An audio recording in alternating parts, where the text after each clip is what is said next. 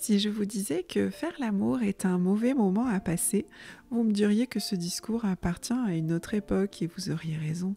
Mais l'enfantement, la naissance du bébé, qui demande les mêmes conditions que pour faire l'amour afin de se dérouler de façon fluide, devrait être vu, lui, comme un mauvais moment à passer ? Aujourd'hui, la naissance des humains ressemble dans l'inconscient collectif à quelque chose d'effrayant, devant être contrôlé, mesuré, surveillé. Un moment qui serait forcément désagréable à vivre. Est-ce vraiment cela que je constate dans mon métier ?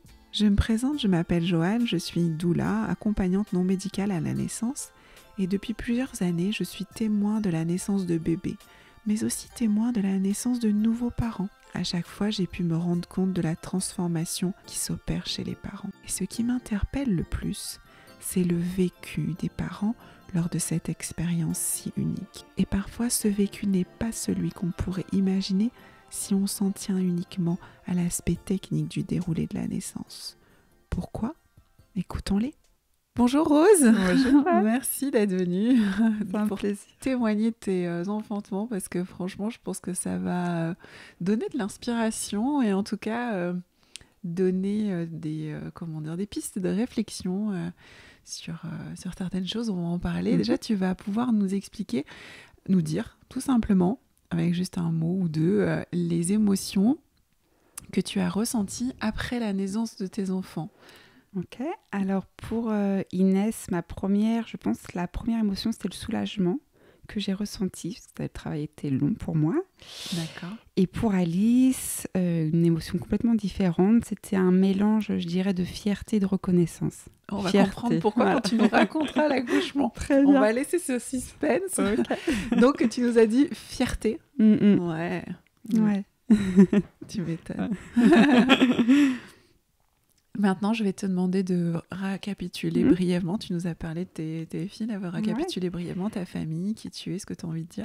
Ok, alors je m'appelle Rose, j'ai 35 ans, j'ai 2 petites filles, Inès et Alice. Je commence peut-être par Inès, je sais pas. Alors voilà, tu vas pouvoir, si tu veux nous présenter le parcours, la grossesse, les envies que tu avais pour cette première grossesse, ce premier accouchement. Alors, quand je suis tombée enceinte d'Inès, je l'ai su le jour du confinement, le premier confinement. Donc, fameuse période difficile. Ouais. Donc, très très heureuse, une grossesse voulue. Une grossesse difficile que j'ai eue pour mes 2 filles parce que j'ai fait de l'hyper-MS gravidique, qui est vraiment beaucoup de vomissements, de nausées. Donc ça a été vraiment très très lourd. C'est une pathologie très lourde de grossesse. Les derniers mois sont les mieux. Pour mon cas, ont été les moins difficiles, malgré qu'il y a tout ce qui se passe en fin de grossesse où ça reste quand même éprouvant. Mais j'ai pas passé de belles grossesses. Moi, j'ai pas aimé être enceinte. Mais ça, c'est mon histoire. Oui, et puis c'est pas étonnant vu la grosse pathologie. Ça, je m'étais imaginée avec mon gros ventre, apprécier la grossesse. C'est pas du tout... j'avais qu'une envie, c'était d'accoucher. Ouais. Et donc, j'ai découvert ce côté un peu, le milieu de la maternité pendant ma première grossesse d'Inès. Donc, j'avais un projet de naissance sans péridurale, en physio. J'avais entendu parler de l'accouchement à la maison, mais je pense que j'étais pas prête. J'avais pas assez confiance en moi. Ouais. Ça m'attirait, j'avais lu beaucoup de choses, j'avais envie, puis c'était pendant le confinement, j'étais pas vraiment bien suivie, j'avais eu l'hyper-MS, il y avait pas mal de choses qui se mélangeaient, mais ça m'avait déjà un petit peu trotté à l'esprit. Et du coup, je m'étais préparée pour un accouchement physio à l'hôpital. Parce que pourquoi, quand on attend un premier bébé, pourquoi un accouchement physio plutôt qu'un accouchement finalement dont on parle assez souvent avec une péridurale ? Alors moi, ça a été... Alors, je ne m'étais pas posé la question avant, mais quand je suis tombée enceinte, ça a été... Je ne me suis pas posé la question en fait. C'était une évidence. Je me suis dit, je voulais ressentir, je voulais que ce soit le plus naturel possible. C'est vrai que je suis de nature à ne pas prendre de médicaments. Je vais le préciser aussi par rapport à la suite des événements, mais je ne réagis pas forcément à tout ce qui est médicaments, anesthésie. J'avais déjà eu des mauvaises surprises. D'accord. Donc je m'étais dit, Pas besoin. Voilà. On va essayer ça, en tout cas. C'était un souhait. J'avais vraiment bien préparé mon plan de naissance. Donc, c'était un choix. Donc, j'ai perdu les os pour Inès dans la nuit. Je suis arrivée à l'hôpital, donc c'était pendant le 2e confinement. Il n'y avait personne à l'hôpital. Et en fait, ça s'est pas du tout passé comme je m'étais projetée. Les contractions sont arrivées petit à petit et quand elles sont arrivées, elles étaient vraiment fortes. Et donc, j'étais sur mon ballon, j'essayais de faire mes visualisations, j'essayais de gérer. Et à un moment, c'était dur. C'était vraiment dur pour moi. Et quand j'ai demandé à la sage-femme de savoir où j'en étais, j'étais toujours à 2.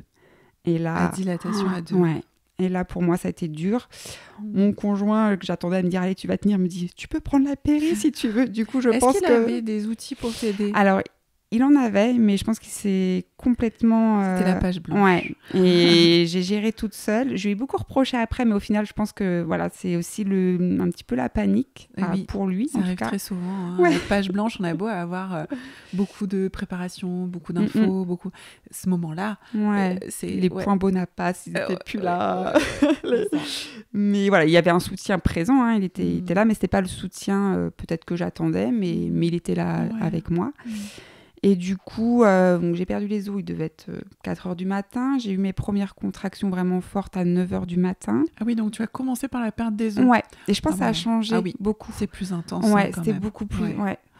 Et donc à 9h, j'ai eu mes premières contractions et j'ai demandé la péri à midi.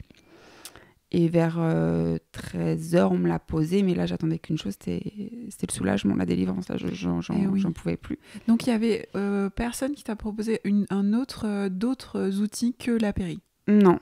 Je me souviens, j'étais sur un ballon, j'avais mon jet d'eau, ça m'aidait bien. C'est déjà bien, ça, c'est un outil, le jet d'eau. Mais je sentais que là, c'était dur. Donc, je suis allée en salle d'accouchement un peu en étant déçue parce que c'était pas mon projet. Alors, je sais que la sage m'avait dit, mais si, c'est bien ce que vous avez fait, bravo. Ça me remontait un peu le moral, mais ouais, j'étais déçue. Et puis, quand j'ai eu la péri, en fait, ça n'a pas fonctionné. Donc, au final, là, c'était encore je pensais que c'était à bout, mais en fait, non. Oui, parce que là, il y a la déception, en fait. Ça ajoute la déception. C'est ça dont on parle assez rarement. C'est les effets inattendus de la péridurale et le fait qu'elle ne fonctionne pas ou que d'un côté. Et ben, du coup, ça en fait partie et c'est encore plus... Et là, je la voulais vraiment. Ouais. Et oui. Et oui, parce que là, à ce moment-là, c'était en plus même pas ton projet. Et là, donc, tu acceptes de changer de projet. T'attends d'être soulagée au maximum, du coup. Et là, rien. Ouais, ça fonctionne pas. On rappelle l'anesthésiste.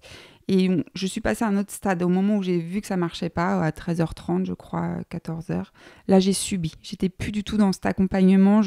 T'étais dans la souffrance. Ouais, chaque contraction, je pouvais même plus parler. Et je me souviens de vouloir dire à Flavien, regarde-moi dans les yeux. J'avais besoin qu'il me regarde dans les yeux, mais j'arrivais même pas à lui dire. À formuler. Ouais. Et oui, parce que t'étais ça, c'est mon état. Ouais, bien sûr. Et j'ai subi. J'ai vraiment subi. Voilà.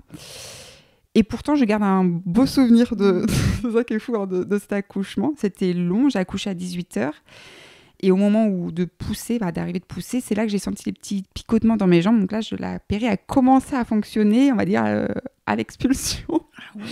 Et donc, les sages-femmes ont été super parce que j'ai demandé à être sur le côté. Elles m'ont laissé... Parce que du coup, comme elle ne fonctionnait pas, tout était fonctionnel. Donc, je me suis mise sur le côté. J'ai demandé à respirer, pas pousser comme je voulais respirer. Elles m'ont laissé faire. Alors, ça ne fonctionnait pas à leur façon, mais elles ont été, elles étaient très douces. Super. Et au final, ces dernières, on va dire, 5 minutes ont été très belles. Ont été très belles parce qu'elle est arrivée calme, ils me l'ont posée sur moi, j'ai souvenir de son sourire, de sa peau, de cette douceur, en fait. Ça a été éprouvant. Est-ce que tu l'as senti passer ? Est-ce que tu l'as accueilli ? Est-ce que tu as réussi à faire ça ? J'ai tout senti, mais c'était, on va dire, les 5 dernières minutes, la péri a fonctionné. Donc, moins fort que ce que j'avais imaginé, mais c'était beau. Et ben voilà, tu l'as senti beau, quand même. Et quand ils l'ont posé sur moi, beaucoup d'émotions, beaucoup de douceur. Ouais, j'étais contente. Trop. Ouais. Donc ça, c'était pour Inès. Et du coup, 2 ans après, je suis retombée... elles ont 2 ans d'écart, donc on va dire 16 mois après, je suis retombée enceinte pour Alice. Et donc, du coup, mon projet était complètement différent.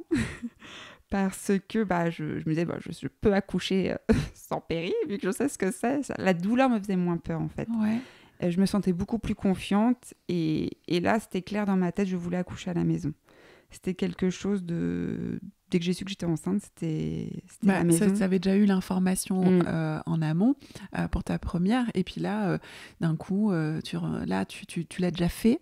Du coup, tu te dis, OK, là, je peux aller sur mon rêve de toujours. Le souhait que j'avais finalement, mais que j'avais un peu peur pour un premier. Là, tu veux le faire. Exactement. Et puis, j'avais compris aussi avec mon premier accouchement l'ocytocine, que j'étais très, très sensible à l'ocytocine. Le moindre bruit, le moindre me déstabilisait. Je savais que j'avais envie d'être chez moi. Tu veux dire sur ton ocytocine naturelle, celle que tu produis, tu as tout de suite compris que j'ai compris après l'accouchement. Parce que c'est vrai que j'étais accueillie avec un test PCR. On va dire que c'était pas les meilleures conditions. Quand j'ai dû changer de salle, le fait de changer, je sais que ça m'a tout de suite coupé. Tout me coupe. Et dans ma vie, je suis quelqu'un qui a besoin d'être en confiance, etc. Et donc, ça m'avait appris que j'avais besoin d'être chez moi. Voilà, tu savais que c'était très sensible, ton ocytocine, elle réagissait vraiment fort à, s'il y a de l'adrénaline, s'il y a un ennui, un stress particulier, que tu es agacé par quelque chose ou quoi, et ben du coup, tu as l'ocytocine qui est en chute libre. Exactement. Et donc, du coup, ce qui va avec, peut-être moins de contractions, des choses comme ça, dues à la baisse d'ocytocine. Exactement. Donc voilà, projet d'accoucher à la maison. Mais mon conjoint, pas du tout. Voilà, c'était la question. Du coup, on s'est rencontrés. Voilà, c'est ça. Donc, je lui en ai énormément parlé. J'essaie de le faire lire. Donc, on a rencontré une sage-femme qui faisait l'accouchement à domicile. On t'a rencontré. Ouais. Et donc, je savais que en accouchant à la maison, je devais beaucoup compter sur moi, vu ce que j'avais vécu aussi à l'hôpital. Moi, j'en avais conscience. C'était aussi me disant, mais il était présent. Mais c'est quelque chose qu'on fait à deux, l'accouchement à la maison. C'est une certitude. Et il m'a dit... en tout cas, quand il y a deux parents. Voilà, oui, tout à fait, bien sûr. Ils ont accompagné il n'y a pas longtemps une maman solo, je peux te dire. Oui. Mais quand il y a deux parents, c'est vrai que c'est malheureusement, parce que je dis toujours que c'est la femme qui accouche, c'est son corps. Elle devrait... et comme tu dis, il y a une action sur les hormones, donc elle devrait quand même pouvoir choisir. Mais par expérience, c'est vrai que quand l'autre parent n'est pas favorable... ça fonctionne pas. Enfin, il y a quelque chose qui va pas. Oui, parce qu'il me disait, si tu veux accoucher à la maison, il n'y a pas de problème, c'est ton corps, je respecte, mais sache que ça me fait peur. Lui, ça le faisait peur, donc j'ai dit, ok, il n'y a pas de souci, on va trouver une alternative à ça. Donc, j'avais prévu d'accoucher dans la salle physio ailleurs. C'est un hôpital où il y a un pôle qui est géré par l'hôpital, alternative, mais qui est géré par l'hôpital, mais qui est prévu pour être quelque chose de très naturel. Mais c'était quand même un deuil à faire pour moi de ne pas pouvoir accoucher à la maison. C'était un deuil, j'étais déçue. Mais bon, je me suis dit, je vais me préparer pour accoucher le mieux possible. Voilà, je m'étais fait mes petites fiches, j'ai fait de l'hypnonaissance. Comme aujourd'hui, la petite fiche.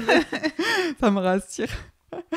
Ça me rassure parce que chez moi, perdre le contrôle, c'est quelque chose qui me fait peur. Et ce que j'avais peur de ne pas réussir, c'était ça, c'était de le savoir lâcher, lâcher en fait, pour accoucher. J'avais lu pas mal de récits de femmes et qui m'inspiraient et toutes disaient qu'il fallait lâcher en fait. Et c'est quelque chose de difficile. Tu lâches les barrières du cerveau là qui réfléchit, tu pars vraiment dans ton côté primitif. Mais pour ça, il faut que tu te sentes entourée, et tu sens qu'on protège ta bulle. Ouais, c'est ça. C'est ça. Ouais, exactement. Et donc, du coup, est-ce que ça vous convient ce projet-là à tous les deux? Alors, moi, on va dire un petit oui. C'est un compromis. Lui, super. Ouais. On va dire après la prépa, géniale. Les sages-femmes sont vraiment super. Par contre, quand je visite l'hôpital, je crois que c'était 3 semaines avant que j'accouche, c'était pas ça pour moi, c'était pas mon cocon, je vois la salle, je m'étais pas imaginé à ça, que t'es pas, mais ça me convenait pas en tout cas. Et je me souviens, c'était le soir, on rentre, je dis, j'ai pas envie d'accoucher là-bas, ça me plaisait pas. Mais bon, c'est propre. Mais c'est, en fait, quand tu réfléchis, c'est un peu logique. L'hôpital, c'est là où tu vas quand tu es malade ou quand tu vas pas vraiment bien.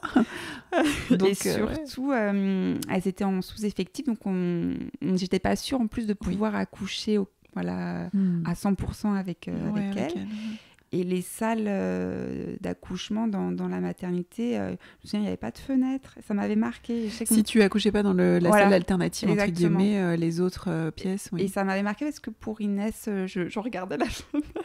C'est des petits détails comme ça. Donc, mais bon, allez, j'étais un petit peu déçue, mais on partait là-dessus.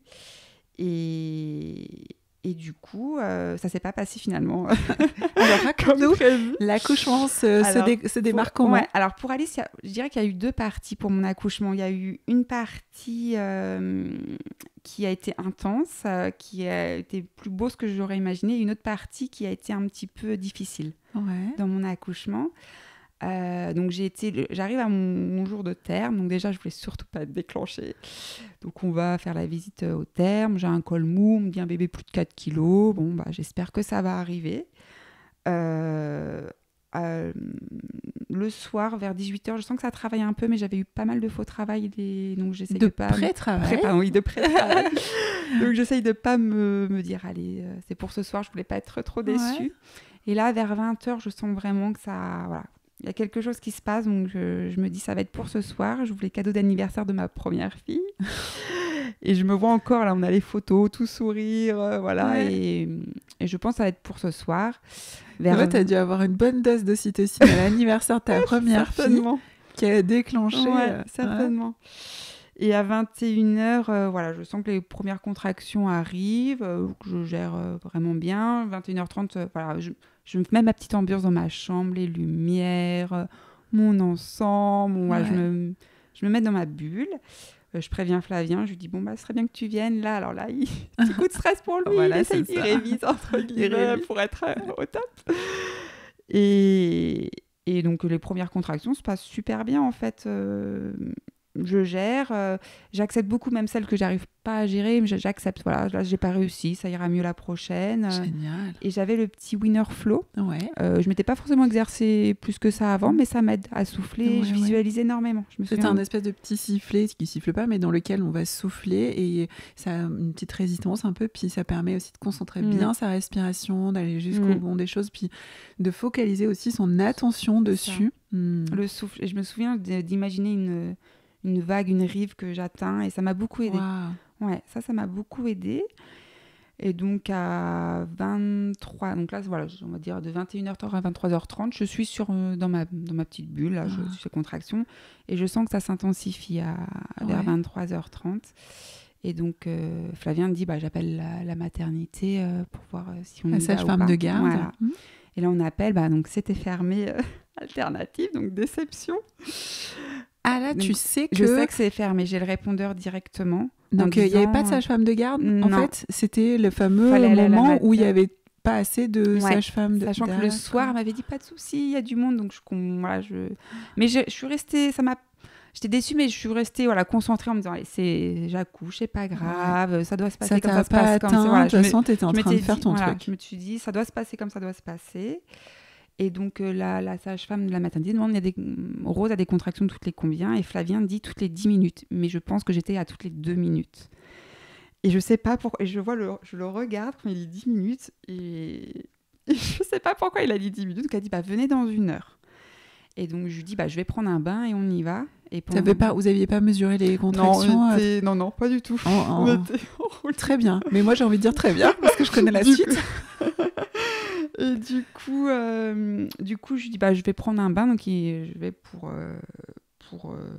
me détendre. Et moi qui pensais que l'eau m'aurait un petit peu détendue, pas du tout. Et là, je pense c'était 23h30, je suis passée à un autre stade. Là, je voulais plus du winner flow, j'étais sur les cris, j'étais dans la vocalise. J'étais dans le... Ah oui. Et les contractions peut-être qui poussent même, les contractions un peu... c'est ça. Comme ça. Ouais. Bon, là, c'est clairement la fin. Oui, mais pour moi, en fait, comme j'avais eu tellement mal pour Inès, j'étais même pas ouverte, c'était pas possible, j'avais pas assez mal. C'était pas... sauf là, quand je suis entrée dans le bain, mais à aucun moment, je me suis dit, mon col est ouvert. Parce qu'il y a une différence peut-être entre... Inès, où tu étais dans la souffrance, tu m'as dit, je subissais. Et là, c'était douloureux, mais t'étais pas dans la souffrance peut-être. Pas du tout. Voilà. Et donc pour toi, c'était gérable en fait. Complètement, ouais. Et ouais. Ouais, ça avait rien à voir. C'est fou. Et du coup, je rentre dans le bain. Là, je lui dis, je suis pas bien, je suis pas à l'aise, ma baignoire, assise, j'étais pas bien. Donc je dis, je veux sortir. Et je me souviens, au moment où je veux sortir, je pousse un gros cri et je réveille ma fille à côté. Et donc, très bien, comme ça, je dis, tu l'emmènes chez ma copine et tu reviens et on va à la mater. Et là, donc, je sors toute nue dans mon couloir, je vois ma fille. Donc, quand même là, je sentais que j'étais passée un stade au-dessus. Hein. Eh ben oui. J'avais mal, mais voilà. Sauvage. Et là, je vois ma fille, et tout de suite, ça... Maman va bien, un gros sourire. Je voulais pas lui faire peur, comme quoi on peut prendre sur soi. J'étais au bout de ma vie. Je la prends, je dis, tout va bien, maman accouche. Donc, Flavien amène ma fille. Donc là, il était minuit... Je me souviens, à minuit 10, il appelle ma copine et il l'emmène, et donc il revient à minuit 30.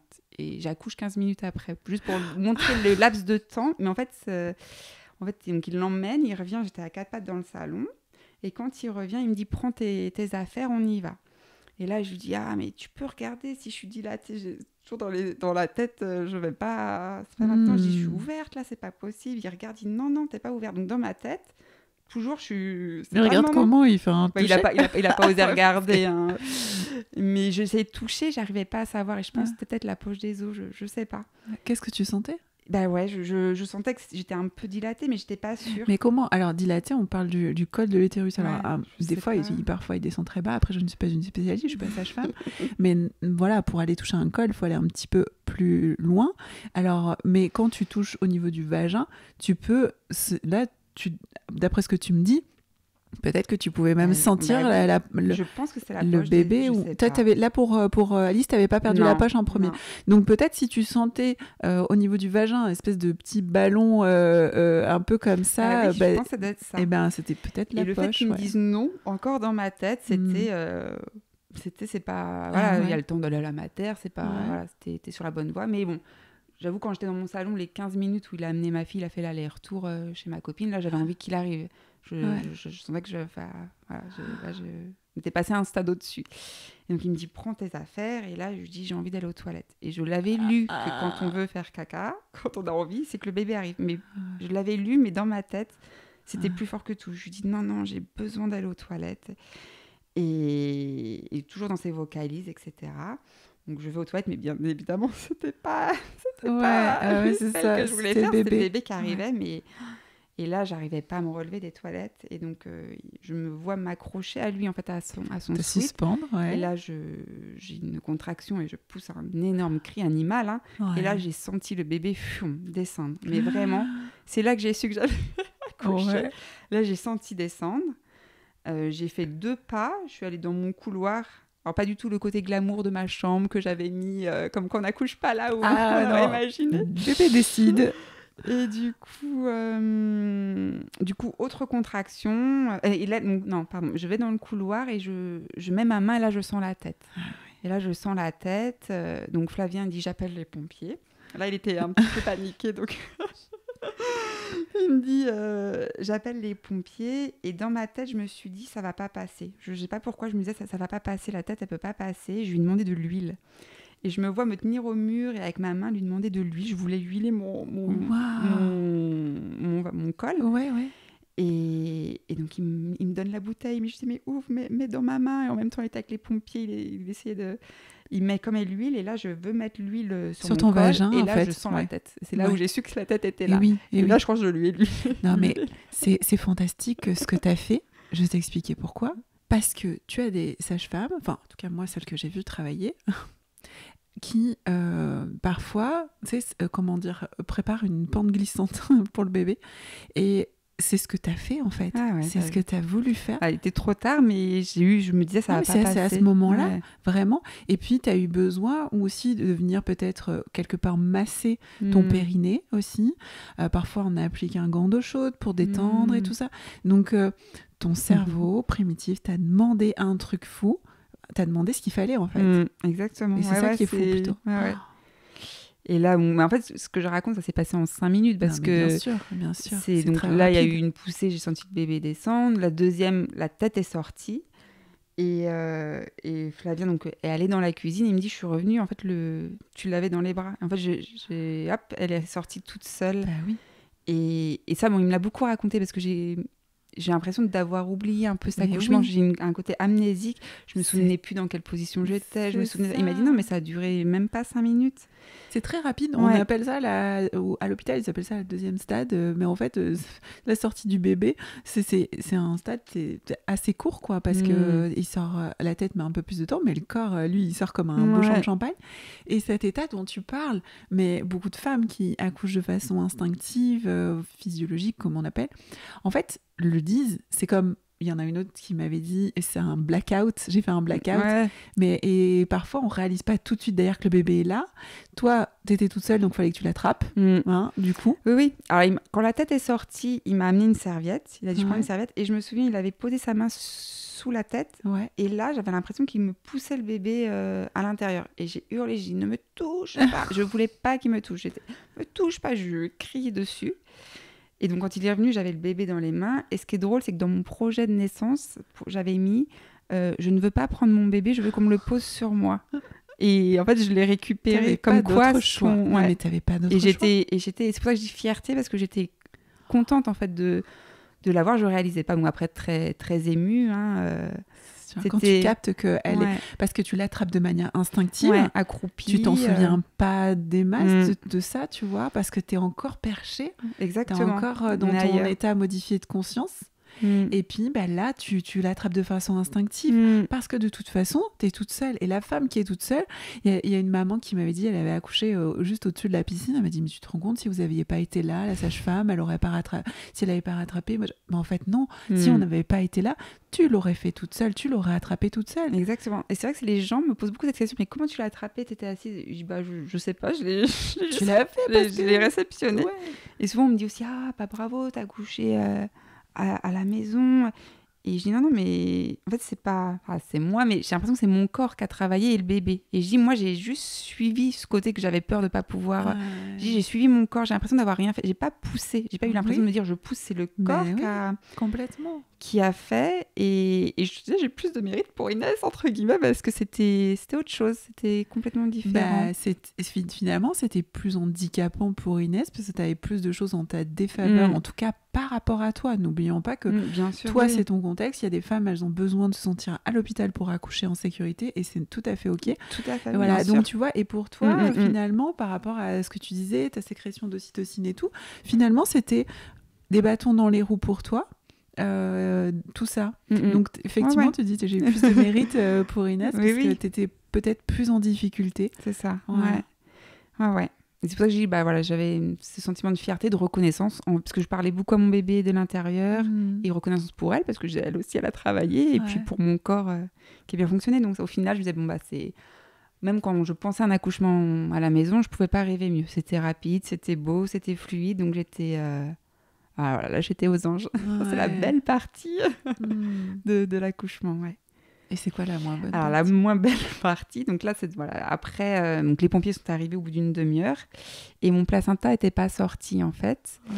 Donc quand ils sont arrivés, tout de suite la lumière, les voix, le froid. Alors je précise, on n'avait pas de chauffage chez nous. Il était en panne. Et du coup, là, tout de suite, il faut couper le cordon. Moi, je voulais un clampage tardif. Enfin, en soi, c'était déjà un clampage tardif. Mais je ne savais pas. Pour moi, je m'étais imaginé ça durait plus longtemps. Et je dis, je ne veux pas couper le cordon. Donc, je vois mon conjoint qui me regarde en me disant, non, mais Rose, ne lutte pas. Ils ne savent même pas ce que ça veut dire, un clampage tardif. Donc, mais j'appelle une copine qui est sage-femme. Mais bon, elle dormait, il était 1h du matin. Et donc j'insiste, après le pompier il a essayé d'appeler, il dit non madame, il n'y a vraiment pas le choix, on va couper le cordon. Donc Flavien a coupé, et pareil, je l'ai mal vécu parce que je voulais couper mon cordon en fait. Je voulais que ce soit moi. Souvent on dit que c'est le papa, mais j'avais envie que ce soit moi qui le fasse, parce que je le porte, et on m'a un peu volé ce moment-là. Donc déjà là c'était pas facile. Et ensuite, il y avait quand il me disait, il fait trop froid pour le bébé, donc ils ont demandé de prendre un sèche-cheveux, parce qu'on n'avait pas de chauffage, c'est au mois de novembre. Donc il y avait le sèche-cheveux près de ma fille, ça me plaisait pas, c'était il y avait une serviette quand même, il y avait des plaids, des trucs comme ça. Il avait apporté, mais bon. Donc ils m'ont emmenée dans le camion de pompiers, donc pareil, il pleuvait dehors, il faisait froid, j'avais le bébé là. Donc je vais dans le camion de pompiers. C'est pas favorable pour délivrer un placenta. Tout à fait. Et puis je savais, je voyais. En plus je voulais pas aller à la mater, là je voulais rester chez moi, mais bon. Donc dans le camion de pompiers, je me souviens, je protégeais Alice, parce que je voulais pas qu'elle voie la lumière, les petits spots qui vont directement dans les yeux, donc je la cachais pour vraiment qu'elle soit que sur moi, donc je pensais à elle. Et puis le tunnel, parce que j'habite à Sifour, donc le tunnel était fermé, donc le trajet était long. Ça a duré 40 minutes, il y avait tous les dos d'âne, et là j'avais mal là. Alors c'était pas la même douleur, mais j'étais pas bien. Et je sais que j'avais refusé la perfusion dans le camion, et les personnes qui étaient avec moi n'étaient pas forcément à me rassurer. Et on m'avait dit, oui, si vous aviez accepté la perfusion, on vous aurait pu vous mettre un Doliprane. Mais j'avais me dire, mais j'ai accouché sans péris. Je savais que les femmes accouchaient avec un Doliprane, ça se saurait. Donc c'était pas un bon moment pour moi, les camions de pompiers. Mais bon, j'arrive à l'hôpital. Et pareil, l'accueil. Alors pour moi, ça n'a pas été... parce que j'ai une copine qui avait accouché dans l'ascenseur qui m'avait dit quand elle était arrivée, oh bravo madame. Et là, c'était tout de suite le placenta. Ça fait plus d'1 heure que vous avez accouché, madame, protocole. Et... Est-ce que tu saignais, on t'a dit ou pas? Non, alors je sais, hein, je saignais pas. Et moi, je savais que je saignais pas. D'ailleurs, je leur ai dit, il n'y a pas d'urgence. C'est toi qui les as rassurés? Ouais. Magnifique. Et voilà, ça, pour moi, c'était vraiment le changement d'ambiance. Et ça c'était dur parce qu'en plus, quand je suis arrivée dans la salle qu'ils m'ont mise d'accouchement, ils m'ont enlevé Alice et je voulais pas qu'ils me la prennent. Je leur ai demandé de la garder. Je leur ai dit, mais vous savez, j'ai besoin de temps, j'ai besoin que vous me la mettiez sur moi, ça va venir. Et ils ont pas voulu me la laisser. Wow. Et là, tu avais raison, parce que tu as besoin des mêmes conditions pour délivrer un placenta que pour accoucher un bébé. Hein. Et donc, voilà, elles ont tiré, poussé sur mon ventre. Elles ont appelé un autre collègue parce qu'elles n'y arrivaient pas. Et là, cet autre collègue a été très rassurant. Un homme vraiment adorable. Ça m'a fait du bien d'avoir quelqu'un qui sentait, qui essayait un petit peu de me rassurer. Un gynéco, un sage-femme? Un sage-femme, ouais. Mais bon, il venait pas. Hein. Moi, je savais qu'il fallait... Voilà. C'est question d'ocytocine qu'on parlait. Il me fallait mon bébé. Et surtout, être séparée. Voilà. Je l'avais pas vécu pour Inès, tout s'était passé dans la même chambre et du coup ça a été dur. Et même l'anesthésiste arrive. En fait, ils m'ont pas parlé de péridurale, ils m'ont dit madame, faut qu'on vous perfuse. Et je comprenais pas et je leur demandais mais quoi, qu'est-ce que vous voulez me perfuser? Et après ils m'ont dit on vous fait une péridurale. Et là j'ai dit non, je veux pas la péridurale. Si on est obligé de vous le faire, etc. Mais ça aurait été mon premier accouchement, j'aurais dit oui tout de suite parce que je savais pas. Là je m'étais un peu renseignée et j'aurais dit non, je veux pas la péridurale. J'ai pleuré. J'étais sur j'ai pleuré et je sais que l'anesthésiste m'a dit mais écoutez, moi aussi je suis fatiguée. Qu'est-ce qu'elle m'a dit? Moi aussi je suis fatiguée, ça va aller, etc. Et là j'ai sorti un peu l'écrou. J'ai dit ne m'infantilisez pas. Je vous dis que je veux pas de péridurale et elle a complètement changé. Elle m'a dit ok, on va essayer sans, mais ils savent pas enlever les placentas. Ils savent pas. Je sais pas si ça, mais enlever les placentas sans péri, ça se fait tu plus. Tu savais, toi, ce qu'il fallait. Oui.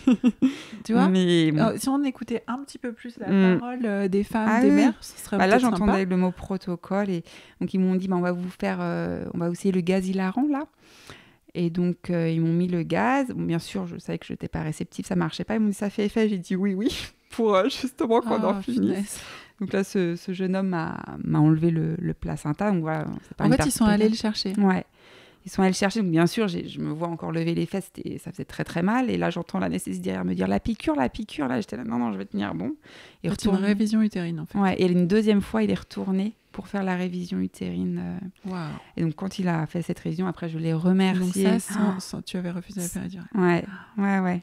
Là, je l'ai remercié. Je lui dis merci. Mais je l'ai remercié, je sais pas combien de temps. Il me dit, c'est la première fois que je le fais. Je lui dis, vous êtes fait pour ça, c'est super. Et en fait, c'est là qu'il me disait qu'ils apprenaient pas à enlever les placentas à faire une révision utérine sans anesthésie. C'est-à-dire que moi, il est possible que ce soit vécu comme une violence s'il n'y a pas d'anesthésie. Mais là, c'était un choix. Ouais, exactement. Donc, et même, ce serait une violence de vouloir te mettre une péridurale de façon obligatoire sans ton consentement. C'est pareil, d'accord? À partir du moment où tu as dit non et que après... J'imagine que c'est pas simple aussi pour eux d'aller vers une révision utérine sans anesthésie. Parce que une autre femme, elle pourrait considérer que c'est une violence. Donc, tu vois, j'imagine que c'était pas facile dans leur position non plus. Oui, bien sûr. Après, je pense qu'ils avaient pas lu mon projet de naissance. Parce que... Mais en plus, c'était même pas... Du coup, on précise, mais c'était même pas le même hôpital que tu connaissais où tu avais prévu d'accoucher. C'était le même lieu. Mais ils avaient mon dossier, ils avaient tout. En fait, t'es allée à Toulon? Non, je suis allée à... En fait, je voulais aller à Toulon. C'est pour ça que le trajet, il était long. Et je pense que même Toulon m'aurait rassurée parce que je connaissais les lieux, je connaissais... c'est moi qui n'ai pas compris. Ok, ouais, non, j'ai... Ouais. Et c'est pour ça qu'ils m'ont laissé là-bas parce que mon dossier était là-bas. D'accord, ok. Ouais. Effectivement, c'était long, ouais, d'accord. Et donc, voilà, donc après, ça c'est bien... Voilà, une fois que le placenta a été enlevé, après, Flavien me racontait que donc, lui, il ne savait pas dans quel hôpital justement j'étais, donc ils ont dû appeler, il a dû appeler les hôpitaux, attendre que j'arrive pour savoir où j'étais. Et quand il est arrivé, il m'a dit, je t'entendais te dire, et ça je m'en souviens pas, je veux mon bébé comme les animaux qu'appellent leurs enfants. Ça me fait les frissons, mais c'est affreux. Et j'étais seule dans la salle et j'appelais... et là, j'ai entendu Flavien dans la salle à côté dire « Je suis avec elle !» Et ouais. J'ai envie de pleurer, je te jure, ça me fait mal. Ça me fait mal parce que tu savais ce dont tu avais besoin pour délivrer ton placenta et puis tu saignais pas. Est-ce qu'on t'a expliqué à un moment donné s'il y avait une urgence, tu vois? C'est ce que je leur ai dit. Parce qu'en plus, tout le long de cet accouchement, j'étais sereine. Jamais j'étais inquiète. Accoucher à la maison, jamais j'ai eu peur. Oui. J'ai toujours été sereine. Et même là, je paniquais pas du tout. Je savais que tout se passait bien. J'avais une totale confiance. Et je leur ai dit à l'équipe, mais je saigne pas, tout va bien. J'ai juste besoin de temps. Et c'était le mot protocole. C'était vraiment... le protocole de l'hôpital. Tu sais que, de ce que j'ai vu, il est clair que comme il n'y a pas de délivrance dirigée, on n'injecte pas d'ocytocine de synthèse à la maison, dans un accouchement instinctif. J'ai remarqué que c'était un petit peu plus long dans la quasi-majorité des cas qu'à l'hôpital où on fait beaucoup de délivrance dirigée. Donc, tu sentais cette intuition-là? Je savais que ça allait venir. Donc, voilà, il n'y a pas de saignement. Et puis, le fait d'avoir... Ce que je leur expliquais, je leur disais, je viens de passer le camion de pompier, je suis dans un nouveau lieu. Je leur disais que j'avais besoin de me retrouver. J'étais chez moi. Je leur expliquais, mais ils ne voulaient pas l'entendre. Et ce que tu dis, ça me fait penser que quand je voulais accoucher alternative, ça avait marqué pour ma première fille, j'avais eu un cathéter qui m'avait fait mal. Et donc, j'avais demandé à accoucher sans cathéter. Il m'avait dit, malheureusement, c'est pas possible. On est obligé de mettre un cathéter, justement pour ce petit shot d'ocytocine. Même c'est obligatoire. Et ça, je lui disais, je veux pas de... parce que tu avais senti cette gêne et que ça te bloquait dans le processus. Et finalement, j'ai quand même été perfusée pour avoir un antibiotique. Le fait d'avoir mis la main pour enlever le placenta, D'accord. Ils m'ont pas laissé. Bon, là-dessus, j'ai pas j'ai lâché. Mais je pense que pour eux, j'ai été perçue comme une femme un peu, peut-être, exigeante, ou je sais pas, mais bon. En tout cas, je me dis, c'était pas mon premier. Le premier, je pense que j'aurais dit oui à tout, parce que je savais pas. Là, j'avais plus confiance en moi. Tu vois, il y a eu deux événements dans mon accouchement, la belle partie et la moins belle. Cette délivrance du placenta qui n'a pas été belle et cet enfantement d'Alice qui a été merveilleux. Il y a eu un énorme changement.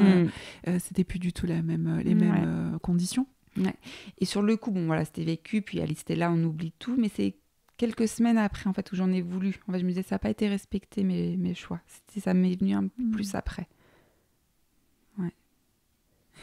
Et oui, parce que après tu tricotes un petit peu tout ça. Et En fait, j'avais beaucoup de mal à dormir, à lâcher prise. Et je sais que mon ostéo m'a demandé de raconter mon accouchement. Il m'a dit, mais en fait, tu étais toujours en vigilance de ce côté-là et ce côté de vouloir son bébé à côté qui est tout à fait naturel et normal. C'est sûr. Donc, je ne sais pas si un jour j'aurai un troisième enfant, mais ce qui est sûr, c'est que je veux rester chez moi de A à Z. Est-ce que papa sera maintenant... Alors, ce qui est drôle, c'est que, oui, il m'a... Quand on était à l'hôpital, il m'a dit qu'il avait beaucoup aimé en fait, à la maison. Il m'a dit, mais si un jour on a un troisième, à 100%, parce qu'il a paniqué sans paniquer. En fait, ça a été tellement vite, le feu de l'action. Et il m'a dit, j'ai compris pourquoi tu voulais aller à la maison. Il m'a dit, là, j'ai vraiment compris que tu étais dans ton monde, dans ta bulle. Et je t'ai vue puissante, animale, forte. Et là, il m'a dit, j'ai compris. Et ça, c'est une question d'éducation, de culture dans laquelle on vit, qui peut faire peur à certaines personnes, en disant de toute façon, il faut absolument aller à l'hôpital, sinon c'est dangereux et tout ça. Mais voilà, ou pas. De toute façon, moi, pour mon premier, je pense que ça me rassurait l'hôpital au final. J'avais envie de cet accouchement à domicile, mais ça me rassurait au cas où. T'étais pas prête. J'étais pas prête. Chaque chose en son temps. Et là, ce que je disais à Flavien, ce que lui avait peur, je disais, en fait, moi, ce qui me rassurait, c'est de t'avoir à côté de moi. Je savais qu'il n'allait pas gérer tout le côté aide-maman, mais de le savoir juste là, ça me... Non, mais le soutien, c'est quelque chose... Le soutien bienveillant, empathique, même s'il ne peut pas comprendre, même s'il peut importer un soutien bienveillant et empathique, c'est la base. C'est la base, avec l'information. Mais bon, tu l'avais en toi aussi, l'information. Je m'étais préparée. Je pense que ma préparation pour mon premier accouchement avait été quand même plutôt bien faite. Et la deuxième, ça m'avait renforcée dans ce que j'avais. En fait, tu avais affiné ce dont tu avais besoin. T'es affiné, t'es allée... Et puis, j'ai pas perdu les os, donc je pense que ça aide aussi. Et je me souviens, pour Inès, je sais que je l'ai pas précisé, mais quand j'ai perdu les os, la première chose à laquelle j'ai pensé, c'est « Oh non, je dois aller à l'hôpital ». Je voulais rester chez moi. Et on m'avait donné l'information, qui je sais aujourd'hui est différente, mais si vous perdez les os, il faut venir dans l'heure à l'hôpital. Et ça, je m'étais imaginé un travail long chez moi et arriver juste à coucher à l'hôpital, ce qui n'a pas été du tout le cas. Mais je sais, oui, moi en tout cas, je suis une personne qui a besoin d'être dans mon cocon. C'est comme ça que mon ocytocine... En tout cas, toi, tu l'as vraiment touché du doigt, tu l'as ressenti à l'intérieur de toi, voilà, toutes les informations qu'il faut. Mais vraiment, ça fonctionne comme ça chez tout le monde, finalement. Hein, tu vois, toi, tu l'avais compris déjà en amont, tu l'as touché du doigt, tu l'as vérifié et plus. Mais voilà, c'est pour ça que je dis, une femme qui a grandi dans une culture où on va à l'hôpital parce que sinon c'est dangereux d'accoucher, il faut qu'elle soit à l'hôpital pour se sentir en sécurité. Tu vois, sûr, c'est la même chose que toi, mais pas dans les mêmes et ce qui m'avait aidé aussi, j'avais une copine qui avait accouché 1 mois avant. Pareil, super projet d'un accouchement physio, mais à l'hôpital parce que c'était son choix, qui m'avait envoyé beaucoup de messages de soutien avant, et j'y repensais pendant les contractions. Et je pense que même l'entraide entre femmes, ces petits mots, tu es fort, tu vas y arriver, et ben ça m'a beaucoup aidée. Ça m'a beaucoup aidée. Et je sais que ces dernières semaines, donc elle avait déjà eu son petit 1 mois avant, mais tout le mois m'avait envoyé plein de petits messages, et je pense que c'est plein de petites choses comme ça qui font que on se sent bien. Et oui, c'est ça. Et en fait, tu sais, il y a non, tu sais pas forcément, il y a une étude qui a été menée pour comprendre la satisfaction des femmes après l'accouchement, les raisons de la satisfaction. En premier, il y a la réussite du projet naissance. Et en deuxième, c'est la quantité de soutien qu'elles ont reçu. Je savais pas. Tu imagines, en deuxième. Et dans les 4 premiers, il n'y a même pas une histoire de douleur, de gestion de la douleur, rien. On n'en parle même pas. Donc, c'est pas j'étais satisfaite parce que j'ai rien senti, j'ai pas eu mal. Même pas. Vraiment, c'est... et la deuxième m'a particulièrement touchée. En tant que doula, je crois vraiment que... quel que soit le nombre de personnes que la femme veut autour d'elle à l'accouchement, c'est important qu'elle ait beaucoup de soutien, un soutien constant, empathique, bienveillant. Et voilà, et je pense qu'elle devrait pouvoir choisir son équipe de soutien. Exactement. Moi, dans mon projet de naissance, je savais que Flavien était là pour moi, mais je savais que j'avais besoin d'une autre personne qui se laisserait pas un petit peu désemparée au cas où. Et c'est pour ça que je voulais une doula avec moi. Le père n'est pas, le père ou le coparent, n'est pas une personne professionnelle de la naissance. Donc lui aussi, il mériterait d'avoir une personne pour lui. Et une doula, elle est là pour la femme et pour le couple. Et voilà, moi j'ai à cœur de choyer la position du coparent, de savoir ses limites aussi, mais pour que son vécu aussi soit bon. Tu vois, parce que moi ça me rassure d'avoir une doula. Je me disais au moins il y a quelqu'un qui connaît, qui rassure, une présence. Et tu avais renoncé pour le fait que l'hôpital... je me disais, oui, Et dis, mais ça va venir, j'y crois fort. Je fais un appel aux gynécos, sages-femmes des hôpitaux du Var.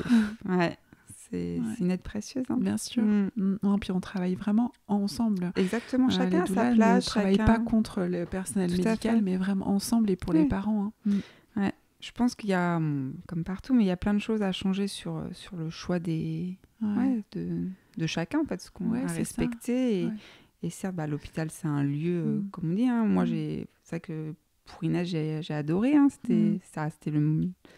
C'était bien pour moi à ce moment-là. Mais là, pour Alice, j'avais envie d'être chez moi. Et il faut respecter le choix des parents pour que ça se passe au mieux, en fait, je pense. C'est ça. Et pour que ça se passe au mieux, on doit écouter la femme et ses besoins.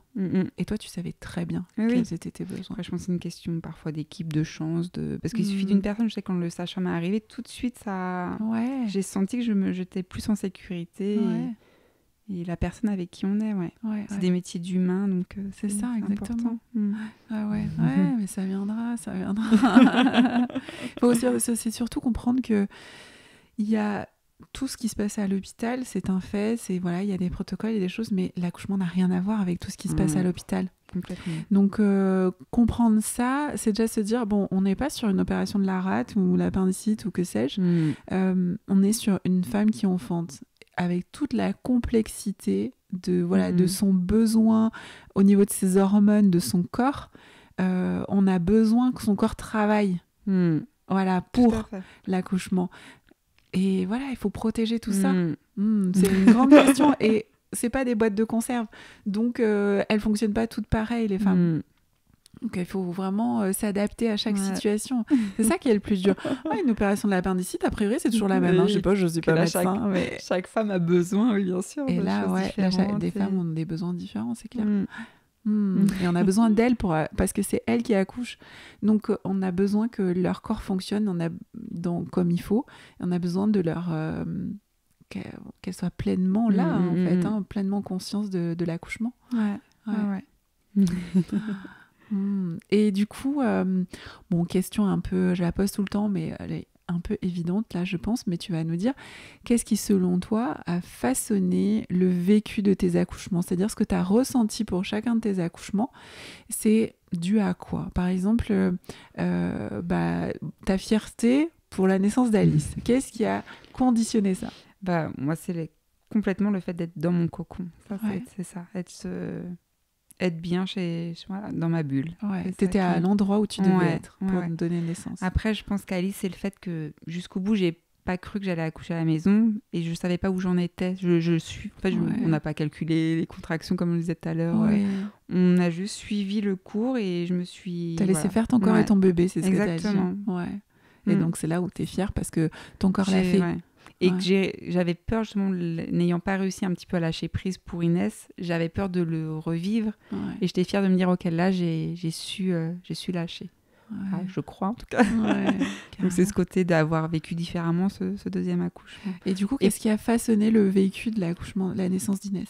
Et pour autant, ce qui est paradoxal, c'est que je garde aussi un bon souvenir de l'accouchement. C'est pas incompatible, d'Inès, mais... je dirais la même chose, le fait d'être à l'hôpital, c'était peut-être pas là où j'avais vraiment envie d'être, même si en fait c'était la peur. Je pense que j'avais peur de me faire confiance. Je dirais que c'était ça pour Inès. J'avais peur de me faire confiance. Je suis sûre que j'en étais capable, mais de l'éducation, de ce qu'on entend, on accouche à l'hôpital. Du coup, je me suis pas fait confiance sur mes capacités. C'est ce que j'ai beaucoup entendu. En fait, tu me dis, j'avais cette idée d'accoucher naturellement parce que c'était intuitif en moi, sans péri, sans tout ça. Même la maison, ça me trottait et tout.